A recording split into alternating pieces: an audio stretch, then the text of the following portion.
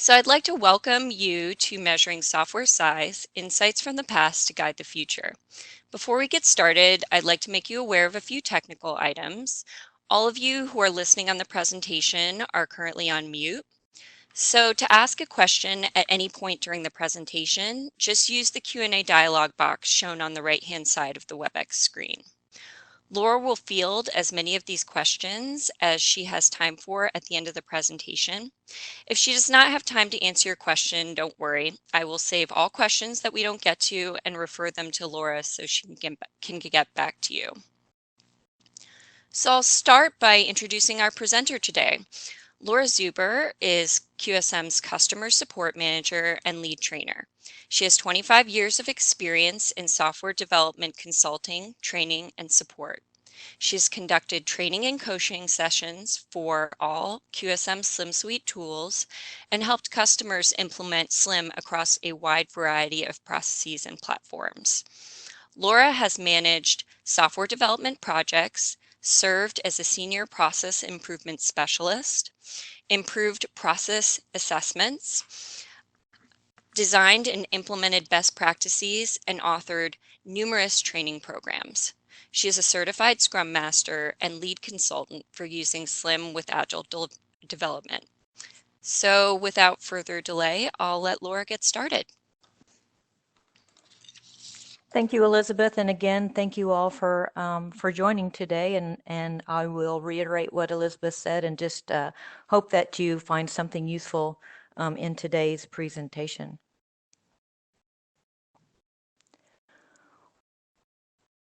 Why do we care about software size?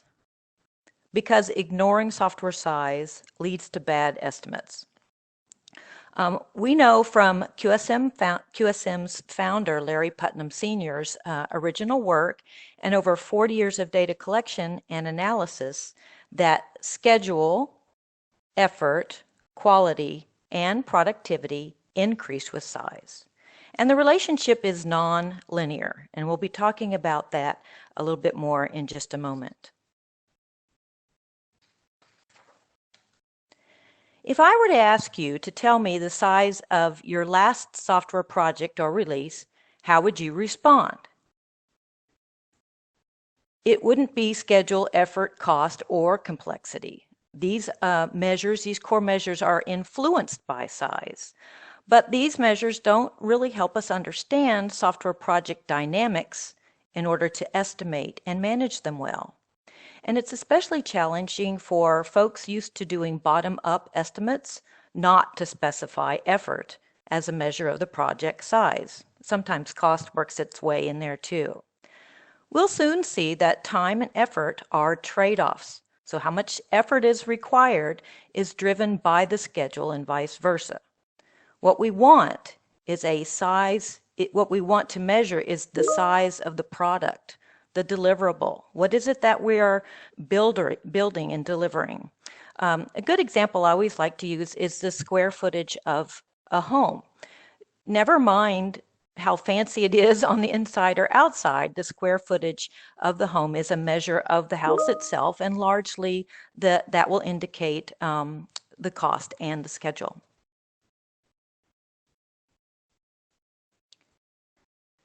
Humans, we measure everything. It's vital to everyday life. One of the main things, of course, that we measure is time. And not only do we measure time, but we are obsessed about it. Other things we measure are distance, changes in the stock market, the blood pressure, weight, and rhythm. And in case you're wondering, the image in the lower left-hand corner is a seismic map, a nod to my dad, a geophysicist. So why is measuring software size so hard? Well, I hope to show you that measuring size is a skill we can learn and to take advantage of across the entire project lifecycle. Now, before we dive into that, I want to explain some basic concepts.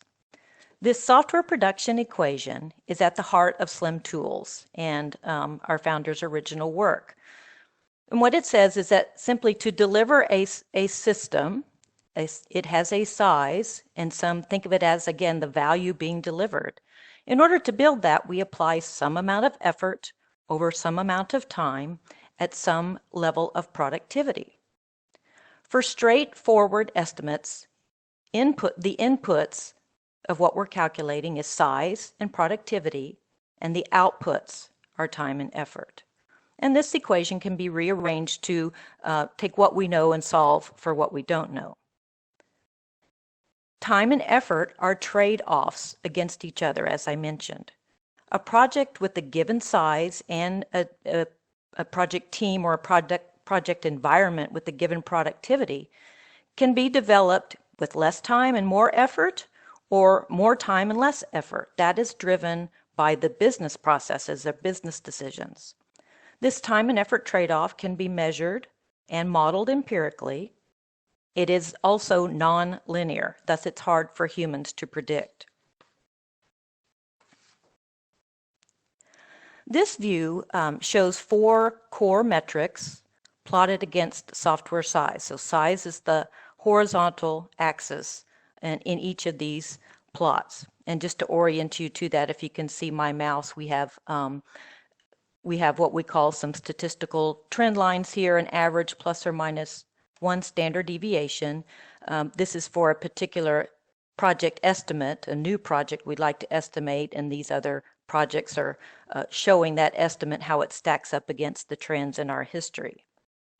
Now, except for the productivity index, which is this PI in the upper left-hand corner, the axes are all exponential.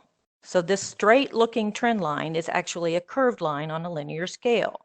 Small changes in size can have a dramatic effect.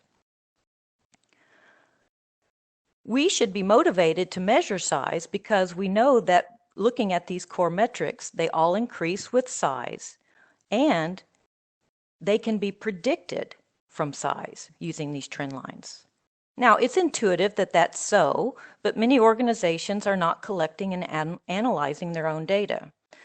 And I say many times when I give webinars or in the training classes that, thankfully, with the onslaught of, everyone taking on agile teams, then measuring velocity and stories and story points has really been extremely helpful. But I haven't encountered a lot of customers who are measuring at the higher organizational level or at the longer release level in time frames, these core metrics. And we need to estimate at those higher levels. Yet this is but we don't have the data. So the data we need to estimate is the value delivered to support strategic business initiatives and respond to RFPs. And just so the business itself at the higher organizational level, besides the individual team level, still needs predictability. In fact, a recent new buzzword that I've been hearing and reading about is value stream management. Well, we need to be able to measure value, and that's where software size comes in. Measuring size is critical to all stages of the software lifecycle and serves slightly different purposes at various points in time. We actually start when a project is completed or at closeout. We use size to calculate the actual productivity index demonstrated, benchmark defects found, and to support future estimates. For in-flight projects, where we're doing tracking and reforecasting while the project's underway, we use size to track actual code or other product measures against the plan, get early warnings of scope creep and size underestimation, and assess the impact of changes to our plan. And during the estimation process early on, we use size to validate the schedule, cost, resource plans that we might be proposing. 6 months may be entirely reasonable for a 20-story system, but clearly not for an 80-story system.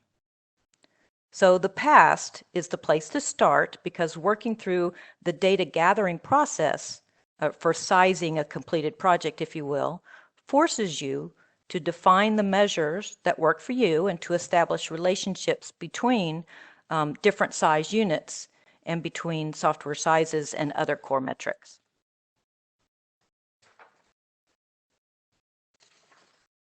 And one more basic concept before we start addressing the challenges of software sizing, and that's being able to work with multiple size measures. SLIM tools use the notion of a base size unit, the smallest identifiable unit of software work, roughly equivalent to writing a line of code, as a least common denominator that allows us to meaningfully compare software estimates and actual measures in different size units. And we call this an implementation unit, or an IU, that you might see there on the right-hand side. We can express software size as a source line of code, a story, a function point count, and several other units that we'll be talking about. But without some way to scale a IU to a story or to a function point, our size measurements can't be displayed on the same chart or compared with one another. So that's really kind of what we're after. A non-software example would be how useful it is to know how many calories there are in a piece of pie versus a piece of fruit. So to make decisions, we need a way to normalize size measures to a common scale of reference. So this process of normalizing, we call it converting, or it's a gearing factor, and we convert them back and forth.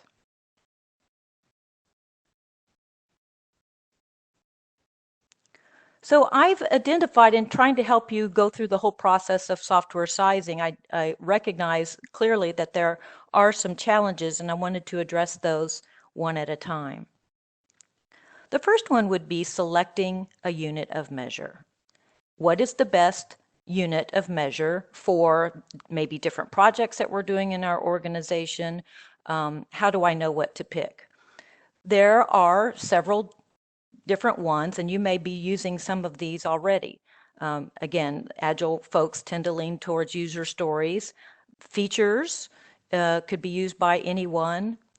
Sometimes it's just particularly maybe working in the government environment, you get a formal statement of work, it has a list of requirements, so we can actually identify number of requirements. The acronym here, RICEFW, we use for package implementation kinds of projects, the customizing and configuring off-the-shelf packages. It stands for reports, interfaces, conversions, enhancements, and forms, and the W some people use is called for workflow. So those are, we'll address each of these challenges in turn. I just want to identify them right now. The second one then is coming up with the gearing factor. We need to have a conversion for IU, number of IUs per story, number of IUs per function point for each size measure that we would like to collect. And the third challenge is being able to take advantage of the data if we have it and assign our different components, each story, each feature, into a complexity bin. We all know that requirements aren't created equal, and so to the extent that we can identify which ones are simple, more, tend to be average, or more complex, that's extremely helpful. This is just an example to show you that for a report, we might come up with some guidelines for how to determine a complexity bin, and I will get to that more in a few minutes.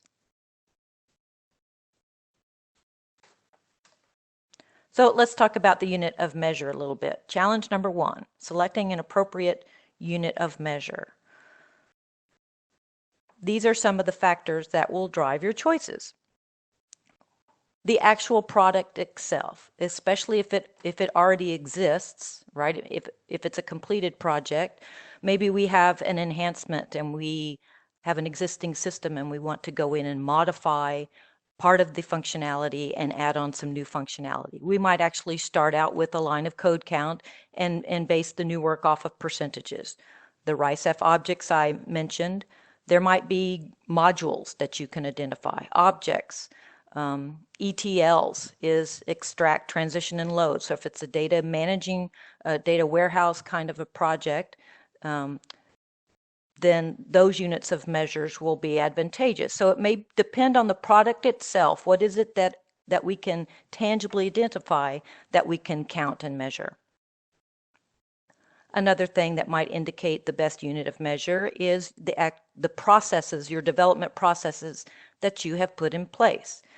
Epics and story points, or we might have a long history of working with use cases and we're comfortable with those, or maybe we don't have very good processes and requirements is the best that we can work with. Another factor can be the people on your team. The most applicable size unit for this category is function points because it is a standard, a governed standard. We need someone who is experienced and certified in measuring function points. So the actual people on your team might be a determining factor. And I put all here with the asterisk by it, meaning that each one of these methods, we should have someone who has some skills in this area, or at least help them build up those skills. Certainly a very good place to look would be the tools, the actual software development tools that you are using. I'm going to show you an example later on of what we do at QSM in terms of tracking. Where are you tracking the actual products that you're building? A configuration management system, bug tracking system, scheduling system, any of those packages that you may use to track your own work will be excellent sources for potential size measures. And then lastly, one of the last bullet on the previous screen was where you are in the life cycle. This is a kind of a combination of what some of you may be familiar with is the cone of uncertainty, and particularly when we're having to estimate projects, usually it's in this very uncertain area, and we often don't have very much to work with at all. When I work with either customers or folks new to SLIM, and I ask them, what is your largest estimation challenge? By and way, the biggest response is, I don't have any data to work with. I don't even know the scope of the project very well.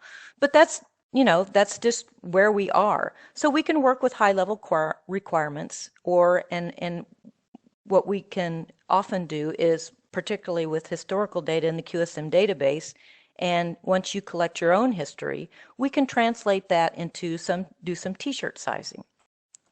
As we move through, let's say, further into the project lifecycle, we've done some requirements, we've done some design, we're starting to build the product, then more units of measure become available to us.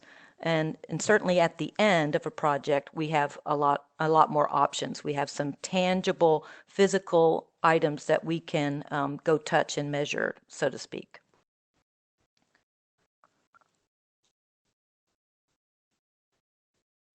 And just as a reminder, whatever units you are using for a particular release, you want to capture the actuals when the project is completed.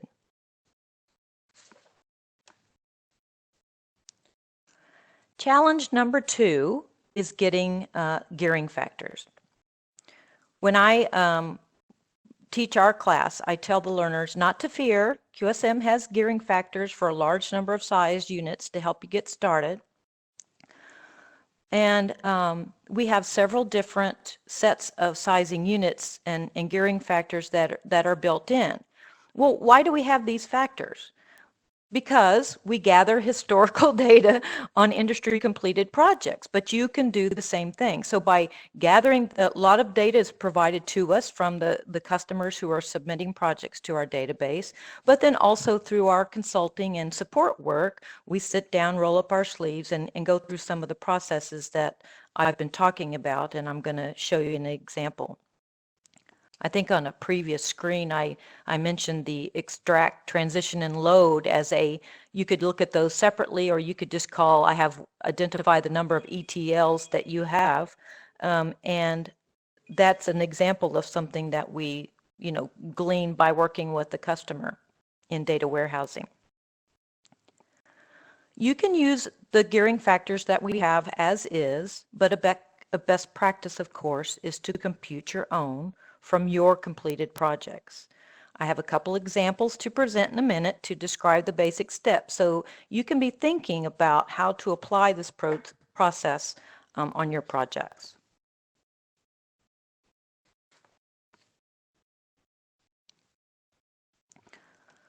So the first step is then to identify some tangible items that you can count. There should be something that you can identify.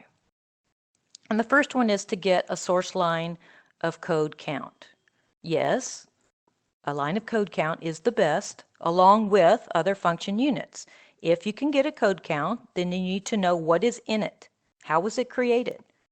I'll show an example in a moment. But this is also a good approach because it can be automated.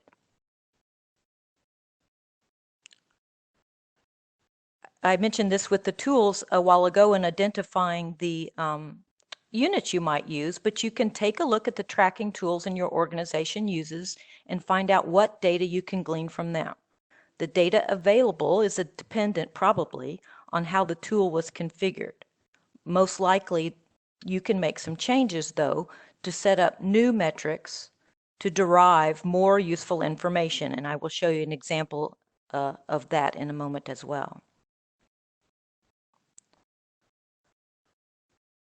A third place to look is at your development processes or artifacts outside of the tracking tool. So actual documentation, we call those artifacts, but actual documents that you have, a statement of work from the client. Maybe you're writing your user stories in a separate place and it's not in a tracking system. So what other kind of documents do you have that you can get your hands on?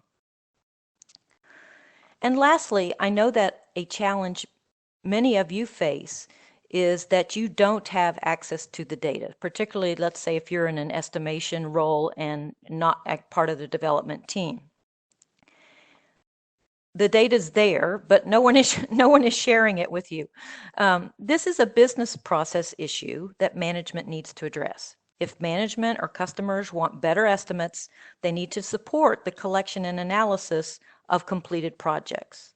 There is, of course, a diplomatic way to go about this, but there has to be a consensus regarding what is beneficial for the organization or what's required and to help make it happen. When I first started developing a metrics class ages ago, we had the full-length class, but we taught a 1-hour condensed version for executive management with the message basically, you need to support this process or it's not going to work. So you might have to do some of that on your end as well. So I wanted to walk, this is the example I've been leading up to. We have what we call the QSM Roadmap. This is a view of how our development process, our projects are going at various stages of the life cycle, and we update it monthly. And so in the estimation and the tracking process has changed over time, and so have the size units that we've used. And so I thought this was a good example. And it's something really that I only personally recently learned about because I'm involved now and I didn't used to be. So until recently, we only size unit that we were using for estimation and tracking was source lines of code. We know how to go and get that. And so we used it for estimation and for tracking and forecasting and for when the project was over. It was a very simple process because few people were involved and the developers were getting this information and taking care of it. As we expanded the process a little bit and put more rigorous processes in place, we started estimating in stories, but we still were tracking and forecasting in source lines of code and then using source lines of code when the project was over. This helped more stakeholders be involved. We added we still had few analysts at this point, and again, developers were primarily doing the work. What we have now is a richer number of size units that we can take advantage of. The developers do most of the estimation at the story level. Those of us helping with tracking and forecasting, we still work with lines of code, and I'll show in a minute why that's important. We have our tracking system, as I mentioned, tracks requests. also bugs as well, but we're not sizing bugs. And we've renamed those to features. I believe those are synonymous. And then we still have stories. Those are for while we're tracking. And then at the end of the project, in addition to getting the source line to codes, we're getting features as well.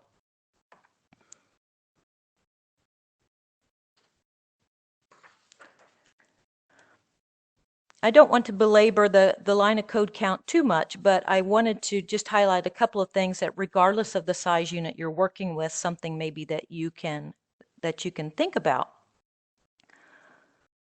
We at QSM, we use actual code counts, and I'll show you in a minute how to go through a similar process when you don't have lines of code, so just hang on. But when we are getting a code count every month, a script is run against the configuration management system to get a cumulative code count on a monthly basis. Now, the raw data is too much and not really in a terminology that makes sense to non-developers like me. So we do a little bit of data manipulation. There's some, the rows at the top are not relevant, so we delete those. We might go in and change the names of some columns. You can see what I've tagged here as some data that I'm really after. And it's, we do this every time, but it's not a big deal. So trying to also help you see that a little bit of effort is required, but it's not a tremendous amount. And it certainly is valuable information. Another thing that we have to think about is what's actually in there. Do I know what's in the script that's being spit out to me in a spreadsheet? Well, for example, our web-based application uses some libraries for web page style sheets and fonts and graphics.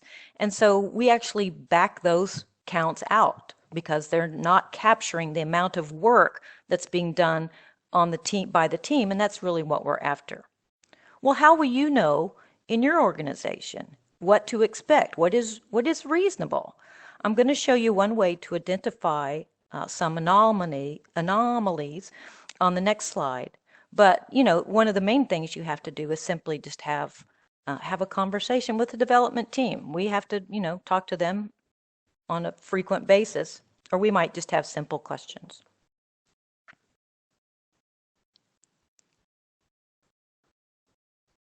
Recognizing patterns. This helps you make kind of a data validation thing, if you will. I've gotten this size measure for this month for tracking.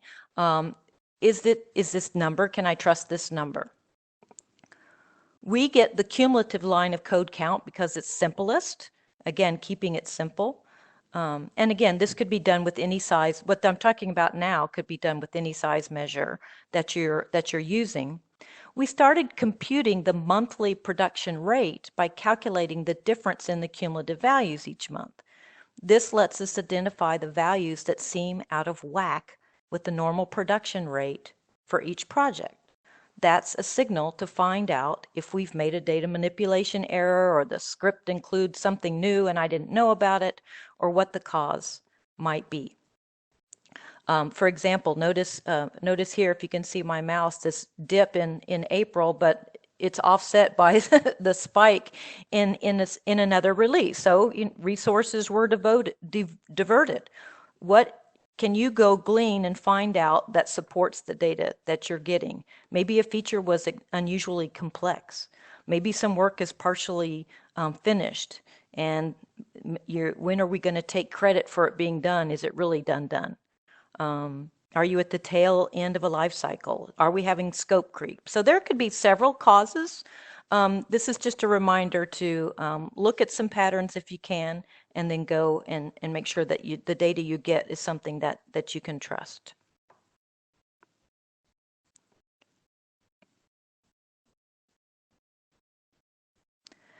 Slim Data Manager is our historical project repository where we put the completed project data and where our customers do the same. Once if you can get a final line of code count, you would enter that as a primary size unit And I just show you this to show you that for every other size unit that you can count, Data Manager will compute and store a gearing factor. So here we've got number of requests that we had for a particular release. There were 69 of them, and so then our IU, or source lines of code per request, is there, and that's something that we can use in many different ways across the life cycle, as I've mentioned.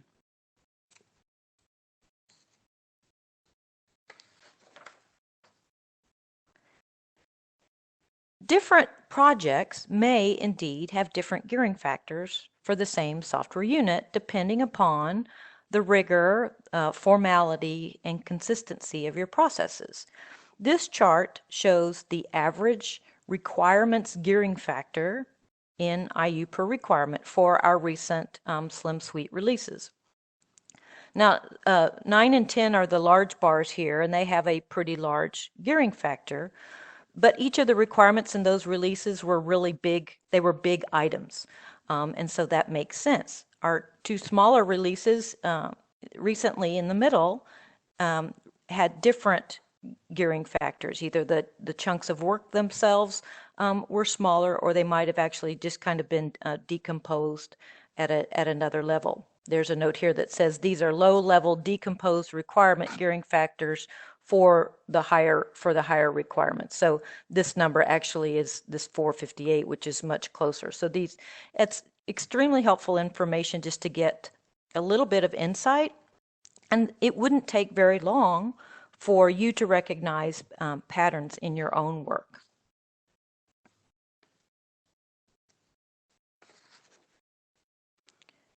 In this example, I think it just shows a little bit further. This data actually supports the concept on the previous chart. If we had requirement counts at two different points in the life cycle, we've got high-level requirements maybe early on, and then after we had time to work with them and we broke them down into smaller chunks, we've got a different name we just called requirements. So there were 16 high-level requirements, 70 more detailed requirements. And so you can see how nice it is to be able to calculate those gearing factors. And this allows us to be used when we're looking at the project at different estimation points, perhaps, and for tracking.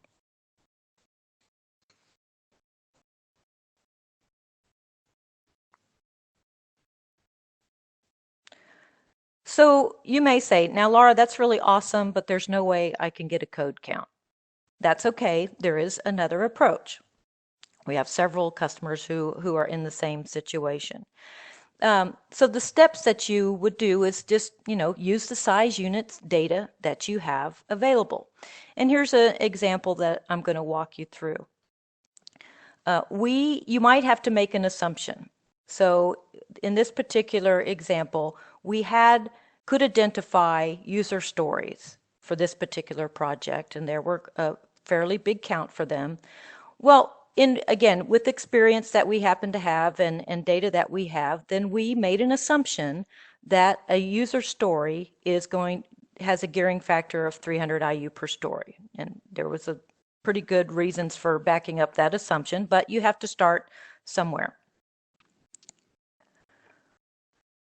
Then we needed to use a relative size of other components that we're using. So we had a count for stories, multiply 496 times 300, and then we could get our base size unit from that, so kind of back into that primary size unit. And once we have that, then we can go ahead and for every other size unit that we have, we can compute the gearing factor. So then we could go to the epics and say, okay, we had 42 epics. Those are much bigger chunks of functionality than a user story, and we got a gearing factor for that as well. One thing that I mentioned early on in a project, you might be only able to work with t-shirt sizes. So one of the things that we can help our clients do is come up with some historical data, measure their epics, and then we can go in and we can do t-shirt sizing based on epics. So again, not a lot of data right here, but extremely valuable information. So that's the selecting a size unit and then coming up with gearing factors. Our third challenge is to account for complexity. And this is primarily in the estimation stage of the life cycle. We know that not all requirements, features, stories are equal, and separate from the level of decomposition, size can be used to account for complexity with different gearing factors used for each one. Then that helps decrease the uncertainty of our total size estimate, because instead of treating all of our features as identical or average, we know they're not. So if we can put them into complexity bins, that gives us a much higher confidence in our size measure for estimating, and we won't underestimate either, because usually those complex features are the ones that are going to slow us down and probably maybe miss the schedule. You never know. So we need a way to, of course, have a guide for how to put a particular story or feature into one of these complexity bins. So we don't have a sorting hat to help us select the right complexity bin, so we need to define some guidelines. And this is what many of our customers ask us for. There is no guide really that applies to everyone, so it's pretty tricky, because other than function points, software size units don't have a standard, as I've mentioned.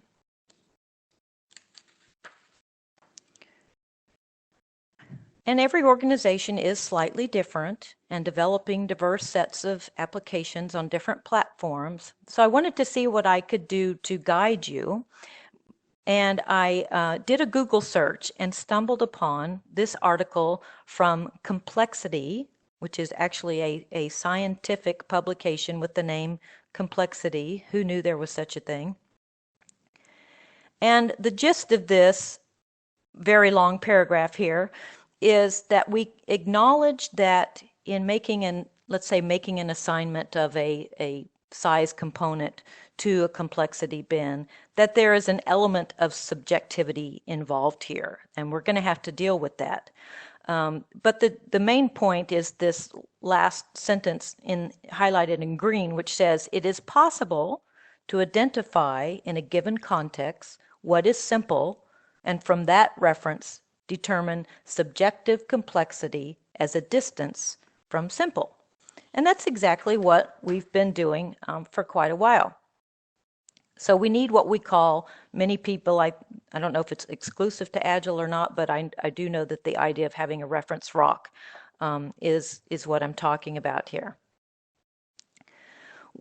I think it's been about 2 years ago now, the QSM conducted with our user base what we call the Agile Roundtable. We were all working together to say, how can we better estimate Agile and track Agile development projects as they're ongoing as well. And one of our users, Aaron Juder, gave a presentation on what he called Big Rock Estimation.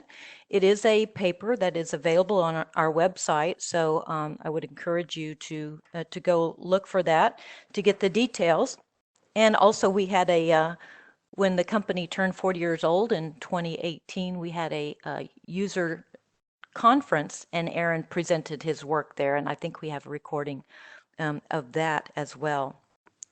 But the gist of it is, I won't go through all of the details, but he walks through, he was focused on doing what he called size grounding and coming up with t-shirt sizes for epics, and then using the concept of a reference rock to come up with what those different t-shirt sizes might be. So he basically said, for an epic, the smallest epic's got to be larger than a story, so you might have similar kinds of rules that you would want to go over. Select a size that everyone agrees is medium. So unlike the previous, so that article on the previous screen was suggesting that you select something that's simple and move up from there. I think some of the customers that we work, and Aaron, particularly in his example, said, well, let's start with the medium. And I think that's also a good idea. So some tangible existing piece of functionality in your world that everyone can agree, yes, this is medium complexity. It's something that's well understood. Then we can create brackets for those other t-shirt sizes, like the article says, as a distance from average. And you can go around and, I don't know if it's similar to, it's not the same as playing poker for estimation purposes, but actually they might tie very well together. When we help customers with this at QSM, we kind of have a little rule of thumb that we back up with actual data, but it tends to kind of work out this way that when we can help a client identify maybe a new unit that they're using, and we can agree on what's average or medium, same thing.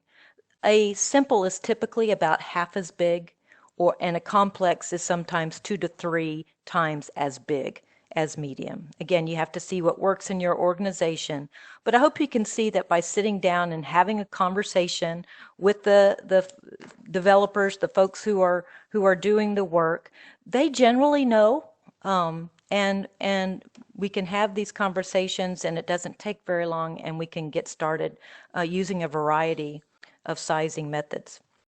I think in Aaron's paper, if I'm not mistaken, to get away from actual pieces of software, sometimes you can use something as fun as a dog scale. This is a supper time show with Maddie Matheson, and I just thought it was funny because he also uses a dog scale for how complex making a particular recipe might be. So might as well have fun with it, right?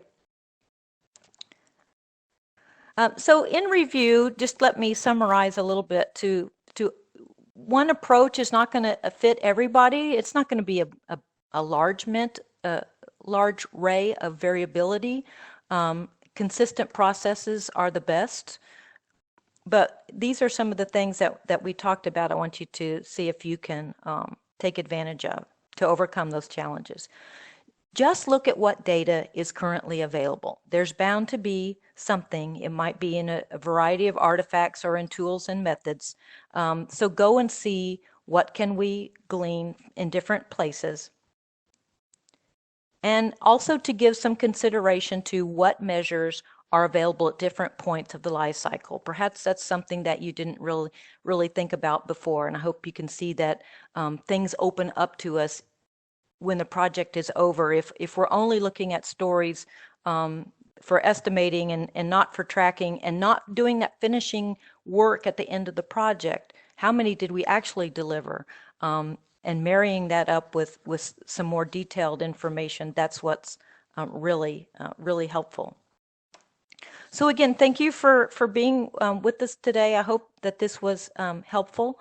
For those of you who are interested in having PMI PDU credits, this is the code that you will use to get your 1 hour credit. And with that, I'll be happy to answer any questions that you might have. Thank you, Laura. Just to clarify, because I know I had a few people asking, there will be a replay available of this presentation. I'll send a link to that next week, and with that will also be a download link for the slides. So I will start with our first question. Is hours logged not a useful unit of measure? Not for size. So if you'll think about broadly what I was trying to show in talking about the software production equation is that the SLIM approach of what we do at QSM is we're a top-down scope-based estimating approach.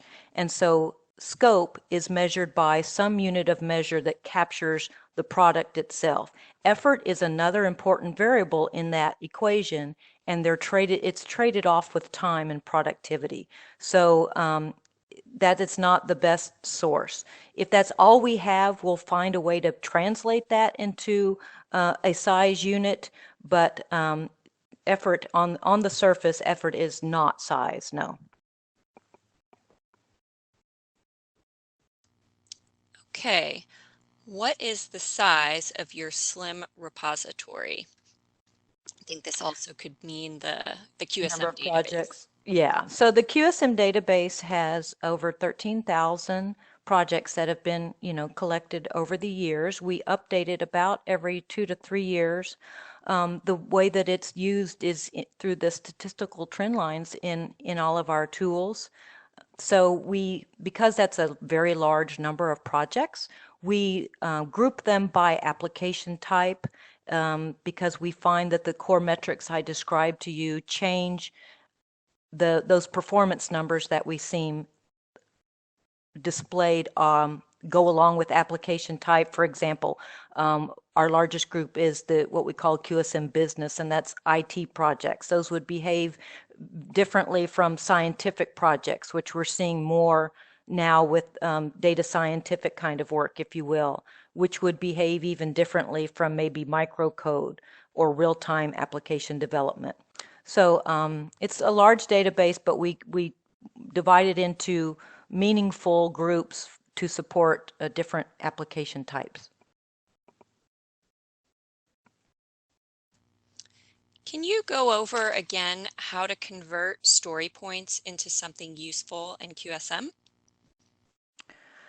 Sure, and actually we use story points. We have an agile template that we used for estimating and for tracking as well. And story points, we have a measure from the agile projects we have in the QSM database. On average, how many story points are there per story? And it is 5 is, I believe, what we have. And then we also need to map those story points to implementation units. So in the end, we're not relying on story points directly. We are still translating down to that most elementary programming step that I mentioned called an implementation unit.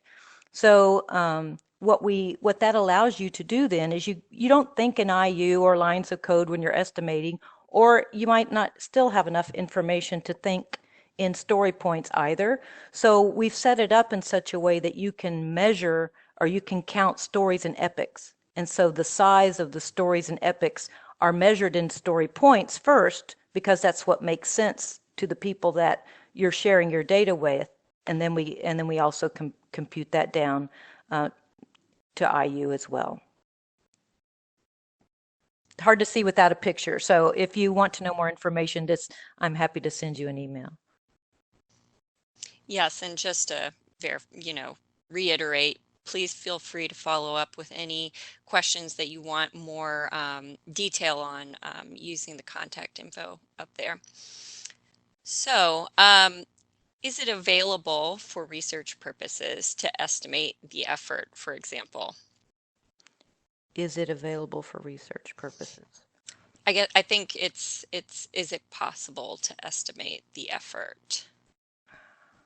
Yeah, well, and you can use it for the more data you can gather, the better. So one of the things I hope if you can visualize way back to the beginning when I was showing those scatter plots, we do want data on effort, but we also want data on size, and we also want data on the schedule, because those we know are all traded off against the other. So yes, gather data on effort. We want to know that too. We would want to look at how effort changes with size. What are those trade-offs between time and effort?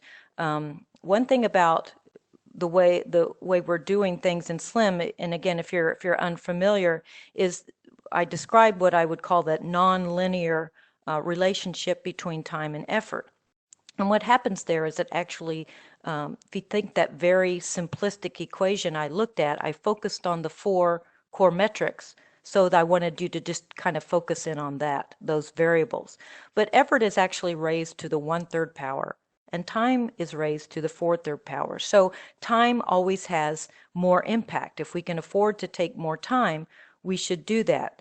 And I give you that information just to help you kind of see that development is not manufacturing. It's not linear. And so figuring out and that's because figuring out what to do and how to do it for a particular software development project, that's part of the project. We don't have the luxury of knowing that ahead of time, and that's kind of what we're modeling with that nonlinear relationship. So yes, gather effort data and do some research, and we'd be happy to help you with that. What approaches are good for early warning of scope creep? Do you recommend a size detection mechanism in project governance? Absolutely, and Slim Control is a product that we use and our clients use, because when we can when we make an estimate a project, we have a notion of how much time we should be spending. We have a proposed schedule, we have a proposed staffing level, but we also have a proposed size for our delivery. That's one of the main things that we get out of a scope-based approach. So we should know how many stories we plan to deliver in this release.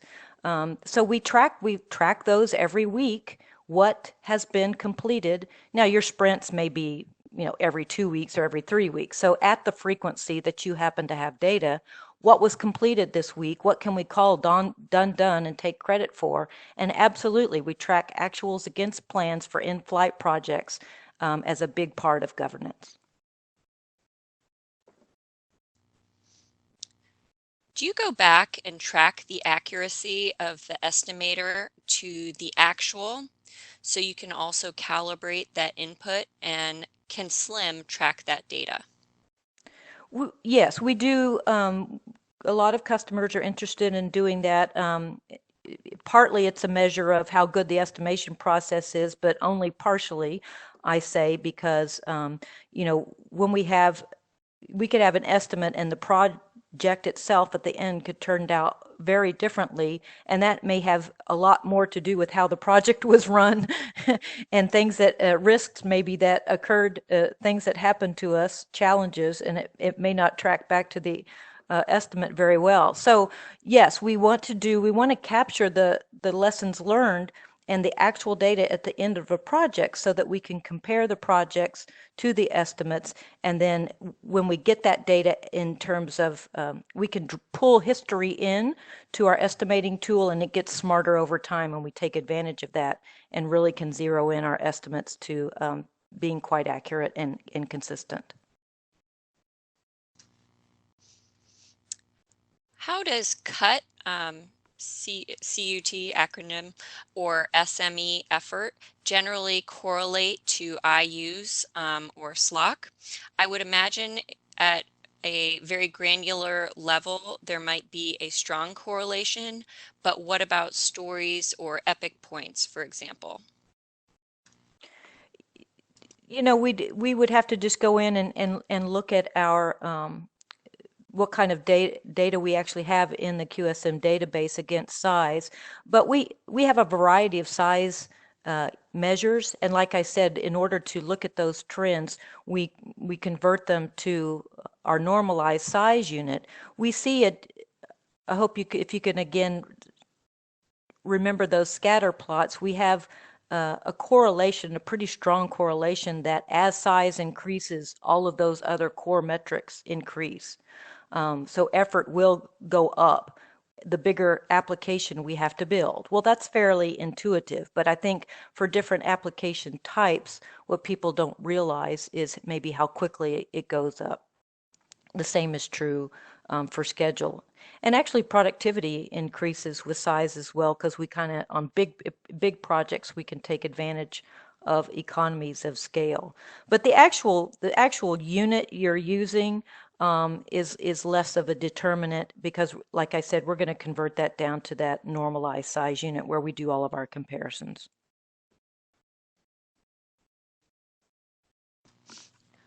How do you define productivity and how is it measured? That's a good question. So SLIM's productivity index is more of a measure of the entire development environment efficiency.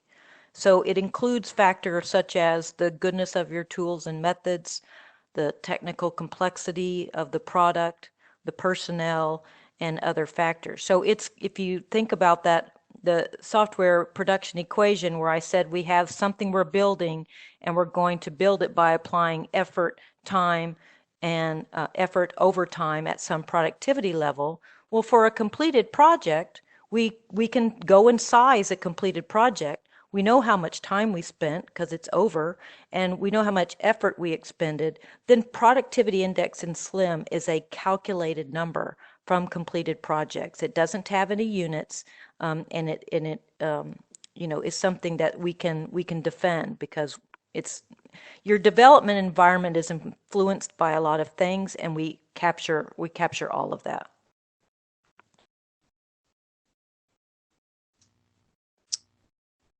Can you explain the nonlinear relationship between size and other core metrics? Yeah, I mean that equation that I've been talking about, I think I did this a while ago, and in fact, at the effort doesn't account for as much on projects as folks typically think. So if you take something like effort, and in that equation it is raised to the 1/3 power, the cube root of something makes it very small. So the cube root of 1,000 is 10. This is why applying a lot of, putting more effort on a project can help bring in the schedule, but it just does not bring in the schedule as much as most people think, because development is not linear. You can't put twice as many people on a project and cut the schedule in half. It doesn't work that way. So that's what we're modeling in the tool. And again, if you'd like to know more, I can give you more information. Okay. Can I get a list of gearing factors? Well, QSM's on our support web page, we do have a list for function point only, and it's what we call our function point languages gearing factor, again, because that one is standard. And it shows, for across some of the other units, even though we kind of know what a user story is, not all organizations would define those consistently. But for function points, we can show the data from the QSM database, the min, max, some statistics by development language, like what would be a function point gearing, and these only work for gearing factors. But in addition to that, what we do at QSM is we work with our customers to help them determine the best sizing methods and gearing factors for the type of work that they are doing.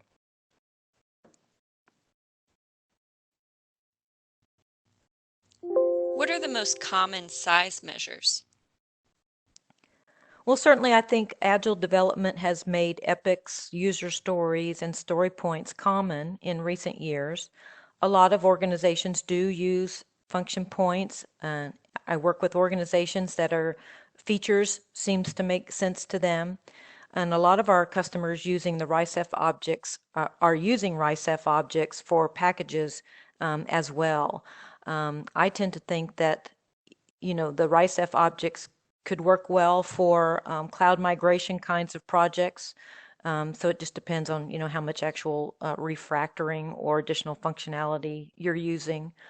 You have to apply when you're doing that kind of a project. But I'd say it's really those very common ones, about a handful mostly, but certainly there are a wider range of gearing factors. Every project has its unique thing, and certainly as we get into different technologies, we may still be identifying different size measures.